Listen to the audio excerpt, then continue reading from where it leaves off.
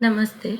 अब मैं आपको बताऊँगी कि आप बैचेज़ को कैसे सेट कर सकते हैं, यानी कि क्लासरूम्स कैसे सेट कर सकते हैं, कैसे फ़ीस स्ट्रक्चर उसमें डिफ़ाइन कर सकते हैं। फ़ीस स्ट्रक्चर डिफ़ाइन करने के लिए सबसे पहले आपको ये देखना है कि ये पेज पे जितने क्लासेस के स्ट्रक्चर्स डिफ़ाइन होंगे, वहाँ पे आपको इस तरह से कुछ दिखेगा, जहाँ पे आपको जितनी टोटल फ़ीस अभी तक स्टूडेंट्स की इम्पोर्टेड है, टोटल अमाउंट वो दिखाई देगी, कितने स्टूडेंट्स अभी तक इम्पोर्टेड है, वो दिखाई देगा और जो बैच सेटअप नहीं होगी, वो बैच कुछ इस तरह से दिखाई देगी जहाँ पे क्लिक टू सेटअप लिखा होगा। यहाँ पे एक और फंक्शन है कस्टम फीस स्ट्रक्चर्स, यानी कि ऐसे स्ट्रक्चर्स जहाँ पे आप चाहते हो कि कुछ स्टूडेंट्स का स्ट्रक्चर अलग से है तो वो बनाना हो तो आप कस्टम फीस स्ट्रक्चर पे जा सकते हो। उसके अलावा आपको यहाँ पे ये भी बताता है कि कितने स्टूडेंट्स हैं जिनको अभी तक इम्पोर्ट नहीं किया गया है किसी न किसी स्ट्रक्चर में, यानी कि इनका जो सेटअप है फीस सेटअप वो पेंडिंग है। अब मैं आपको बताती हूँ कि कैसे हम फीस स्ट्रक्चर सेट करेंगे। उसके लिए सबसे पहले आपको क्लिक टू सेटअप पे क्लिक करना है। क्लिक टू सेटअप पर क्लिक करके आपको स्टार्टिंग एंड एंडिंग टाइम देना है आपका बैच का। 6 महीने का हो सकता है, 1 साल का हो सकता है टाइमिंग। आप चाहो तो 3 महीने का भी टाइमिंग हो सकता है। जो भी आपकी बैच में प्रेफ़र किया जाता है वो टाइमिंग आपको चूज़ करना है, ठीक है? अभी ये जो टाइमिंग होता है वो आप चूज़ करोगे, जैसे कि मैंने अपनी बैच का टाइमिंग डिफाइन कर दिया 1st ऑफ अप्रैल से लेकर 31st मार्च।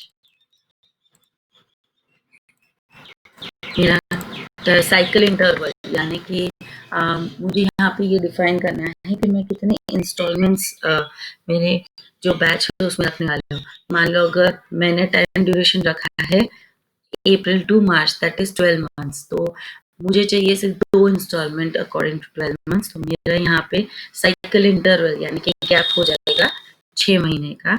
यहाँ पे जाके मैं फर्स्ट डे डालूंगी जब से मुझे स्टार्ट करना है फीस को, तो यहाँ पे मेरे 2 इंस्टॉलमेंट बन गए। मान लो यहाँ मुझे 6 नहीं डालना है, मुझे 3 इंस्टॉलमेंट बनवाने हैं, तो मैं 4 डालूंगी, यानी कि हर इंस्टॉलमेंट के बीच में गैप हो गया 4 महीने।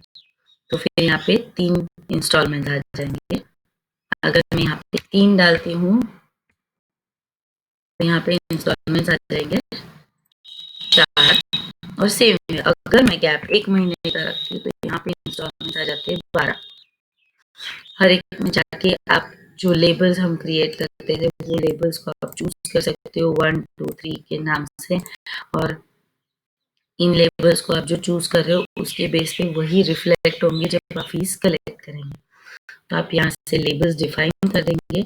हम अभी बनाते हैं 4 महीने का गैप, यानी कि 3 इंस्टॉलमेंट। मैंने यहाँ नाम दे दिया टर्म 1, टर्म 2 और टर्म 3, ठीक है। अब मैं यहाँ से कैटेगरी चूज करूंगी, जैसे कि पहली कैटेगरी मैंने ले ली ट्यूशन फीस। मैंने यहाँ पे टोटल अमाउंट डाल दी, फिर मैं ऐड करती हूँ डेवलपमेंट फीस, मैंने टोटल अमाउंट डाल दी।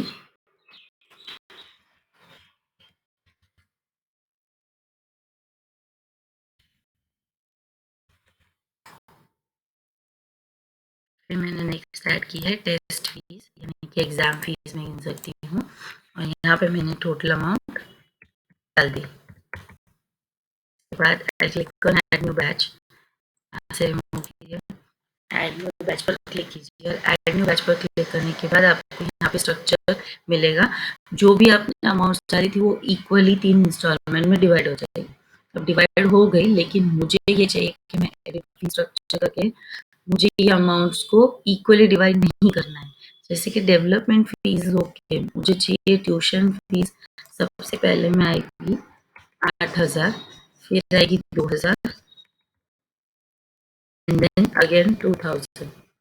तो मुझे इंस्टॉलमेंट्स कुछ इस तरह से चाहिए। टेस्ट फी मैं चाहती हूँ कि पहले इंस्टॉलमेंट में हो ही नहीं, सेकेंड और थर्ड इंस्टॉलमेंट में ही है, तो मैंने यहाँ पे 0 डाल दिया और अब मैं सेव साइकिल कर रही हूँ। तो इस तरह से मैं स्ट्रक्चर को एडिट कर सकती हूँ। प्लीज़ मेक श्योर कि आप स्ट्रक्चर सिर्फ तब तक एडिट कर पाओगे जब तक आपने इस बैच में कोई भी स्टूडेंट्स को ऐड नहीं किया है। तो अगर कोई स्टूडेंट्स आप ऐड कर दोगे फिर इन बैचेस को एडिट नहीं कर पाओगे। सो मेक श्योर आपको जो भी एडिटिंग या ऐड करना है वो आप पहले कर लीजिए। हाँ, अगर आपको फ्यूचर में स्टूडेंट्स ऐड करने के बाद भी कोई नई कैटेगरी ऐड करनी है तो आप कर सकते हो। नई कैटेगरी जैसे मान लो मैंने यहाँ पे 3 कैटेगरीज़ चूज़ किया, अभी मुझे याद है कि मुझे और एक कैटेगरी ऐड करनी थी, तो मैं यहाँ से ऐड न्यू फी स्लैब कर सकती हूँ और यहाँ से मैं कैटेगरी चूज़ कर लूँगी, ऐड न्यू फी स्लैब करूँगी, तो 0 अमाउंट से आपकी कैटेगरी ऐड हो जाएगी।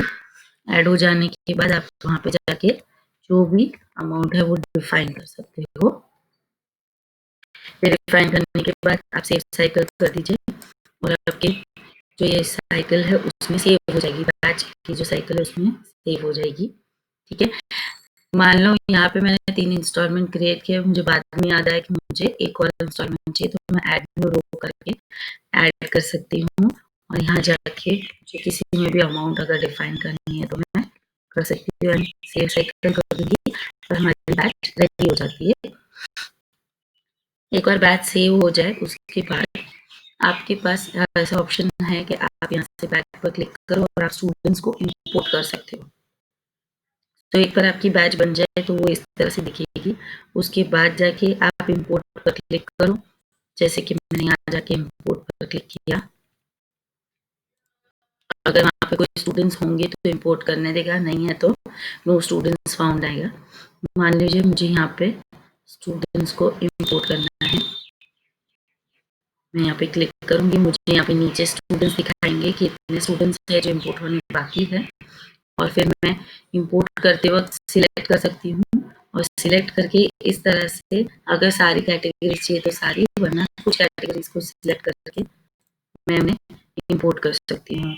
इंपोर्ट करते वक्त मान लो मुझे 2 या 3 ही स्टूडेंट्स को इंपोर्ट करना है, मैं इंपोर्ट कर सकती हूँ। इंपोर्ट करने के बाद मुझे वहाँ पे जो बैच है उसके सामने टोटल अमाउंट दिखाएगा, जो अभी तक के टोटल स्टूडेंट्स है उसमें उससे हर एक स्टूडेंट का इन टोटल कितनी अमाउंट इम्पोर्टेड है मुझे वो दिखाएगी। इस तरह से आप पूरी बैच को सेट कर सकते हो।